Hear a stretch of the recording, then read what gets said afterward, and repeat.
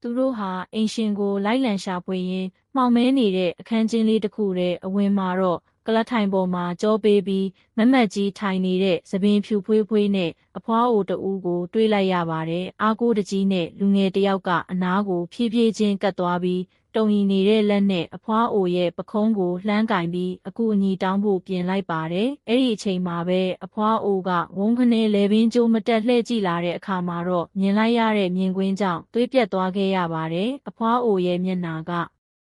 လူသားမျက်နှာမဟုတ်ပဲအရေပြားတွေရှော့ကျပုတ်ပွားနေတဲ့တရေမကြီးဖြစ်နေပြီးပါဇက်ကြီးကိုအစွမ်းကုန်ဖြဲကသွေးပြက်စရာကောင်းတော့အောင်ဆူဆူဝါးဝါအော်ဟစ်လိုက်ပါတော့တယ်။ထိုကြောင့်မဖွယ်ရာမြင်ကွင်းကြောင့်တငယ်ချင်းအားလုံးအော်ဟစ်ကအိမ်အိုကြီးတဲကနေလမ်းမပေါ်သို့သွေးယူချောက်ချားအသေးအတန်ထွက်ပြေးကြပါတော့တယ်။လေကားအတိုင်းလိမ့်ကျက်မတက်ပြာရာခတ်ပြေးဆင်းလာတဲ့သူတို့ရဲ့နောက်ကနေမျက်နှာပုတ်ပွားနေတဲ့တရေမကြီးကခြေတော့မရှိပဲလေထဲဝဲပြန်ပြီးလက်သေးရှည်ကြီးတွေနဲ့ကက်လျက်လိုက်လံဖမ်းဆီးနေခဲ့ပါတယ်။အားလုံးလဲကားစီအပြေးလွှားပြန်ရောက်ပြီးအင်ဂျင်ကိုအတင်းနှိုးကဇောချွေတွေနဲ့လမ်းအတိုင်းအရှိန်ပြင်းစွာမောင်းထွက်ခဲ့ကြပါတယ်။ကားမောင်းရင်ဘေးကင်းပြီအထင်နဲ့နောက်ကြည့်မှ